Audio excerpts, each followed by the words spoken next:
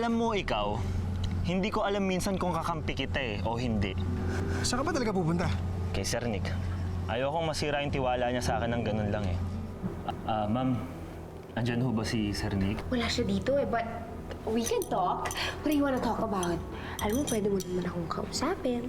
Alam ko na nahuhulog ang loob mo kay Nick. Pero ako na nakikiusap sa'yo. Pigilan mo ang damdamin mo.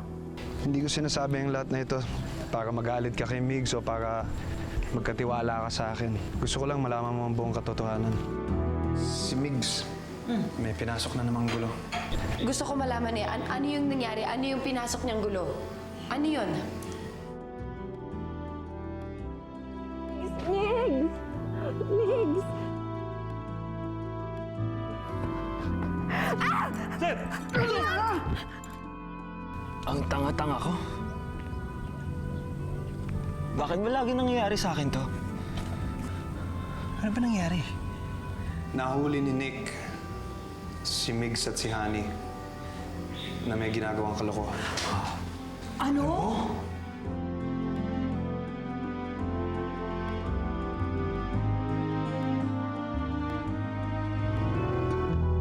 Sigurado ka bang gusto mong pumunta dito? Oh. Gusto kong makasigurong okay si Trudis. Matapos nung mangyari sa papa niya, alam ko na mga apektado siya Yun lang ba ang dahilan? Oo. O gusto mo rin malaman kung totoo ang sinasabi ko tungkol kay Migs? O, Ched, gabing-gabi na, napadalaw ka. Manang Lev, si Trudis kakamustahin ko lang sana. Naku, baka tulog na yon. Maaga kasi silang nagsipasukan sa mga kwarto nila Si Ma'am Honey kasi. Si Ma'am Honey, ano? Naku, ayoko na magsalita at baka mamaya sabihin nagkakalat pa ako ng chismis. Manang Lev. Siguro naman meron pa rin akong karapatan malaman kung ano nangyayari sa pamamahay ko sa nakatira ang pamangkin ko. Sabihin niyo na sa akin. Ano ba yun? Kasi si Ma'am Honey, tsaka si Migs, nahuli ni Sir Nick.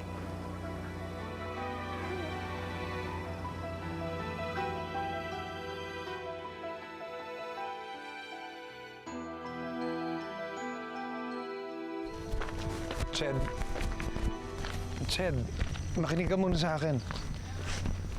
Ched naman. Ched, sandali lang. Sinabi ko naman sa'yo, hindi mo pagkakatiwalaan si Migs. Huwag ka basta-basta naniniwala sa kanya.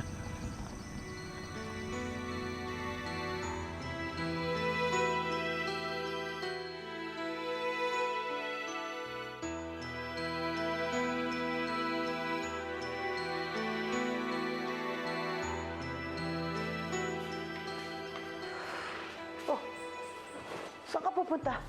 Huwag mo sabihin pinalabas ka ng asawa mo. Ako ang kusang lumabas. Hindi ko na kaya Hindi ko na kaya yung cold treatment niya sa akin at pag tumingin sa akin, nakakapaso. Siguro guilty ka. Kundi ka ba naman kasi tatanga-tanga? Hindi ka nag-iisip Sinisisi mo pa ba ako, Ma? At sinong gusto mong sisihin ko? Ako? Ha? Parang hindi kita tinuruan. Gagawa ka lang ng krimen, nagpahuli ka pa. Honey, yang asawa mo, suyuin mo yan, ha? Kundi sa kangkungan tayo dadamputin ng kapatid mo. Maawa ka sa ating tatlo. Di kayo sumuyo sa asawa ko. Or better yet, utusan mo si Precious. Total gusto niya naman si Nick. Ma, nakakapagod manuyo ng hindi ko naman gusto.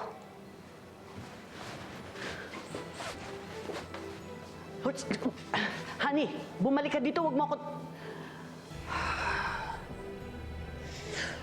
Bakit ako nagkaanak ng mga pasaway?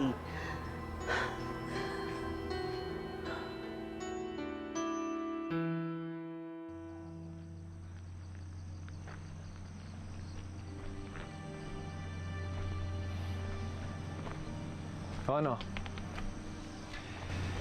Paano yan? Sa akin na si Ched. Salamat sa'yo. Ano pinagsasabi mo? Alam na namin ang ginawa mong kalokohan. Pati amo mo, tinalo mo pa.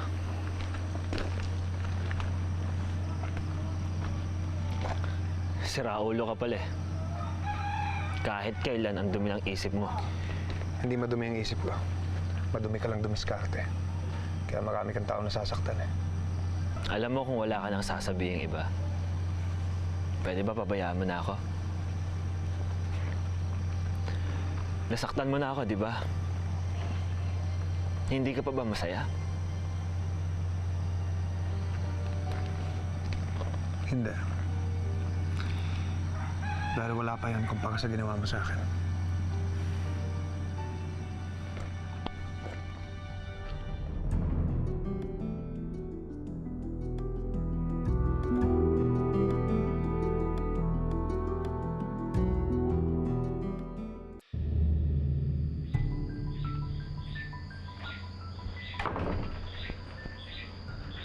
Shed, magpapaliwanag ako.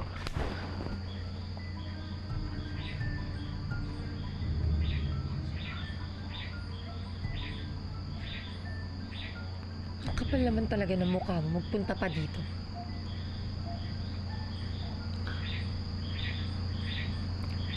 Hindi ako pupunta dito kung hindi malinis ang konsensya ko. Yung nangyari sa amin ni Ma'am Honey, wala sa akin yun. Hindi ko nga siya hinalikan eh. Siya nga itong dikit ng dikit sa akin eh. Wow! Wow talaga? Ang angas mo pala. Ang taas ng tingin mo sa sarili mo. Jed, yun ang totoo. Pwede ba, Migs? Tama na. Tama na. Sawang-sawa na akong makinig sa mga kasinungalingan mo. Tsaka bakit ka pa nagpapaliwanag? Ano naman sa akin kung halika mo si Ma'am Honey? Kung gusto mo, halikan mo pa lahat ng babaeng makita mo. Wala akong pakialam. Dahil wala akong pakialam sa'yo! Kung totoo yung nararamdaman mo,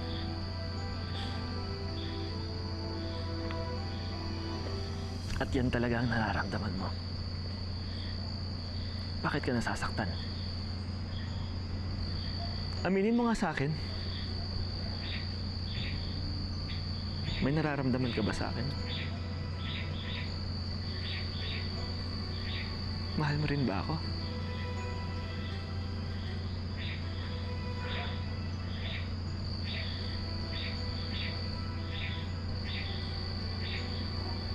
Hindi. Pagkatapos ng lahat na nadiscover ko. Sorry, Mix. Pero hindi na yata kita matututunang mahalin.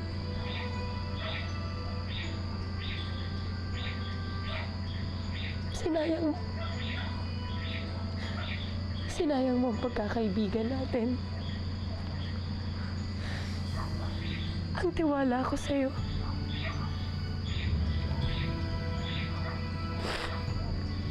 Niloko mo ko. Niloko mo ako at ang pamilya ko. Kaya kung pwede, malis ka na. Please.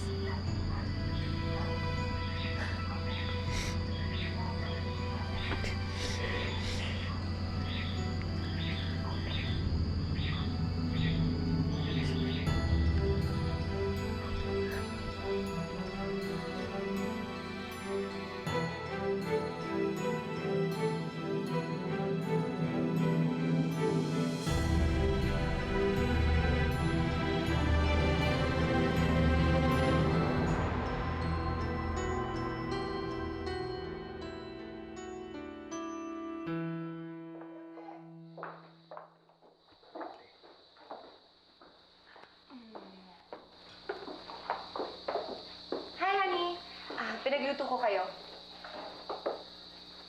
Tara na. O, ingat. Wanna eat? Hello po. Good morning po. Hi. Good morning po. Good morning.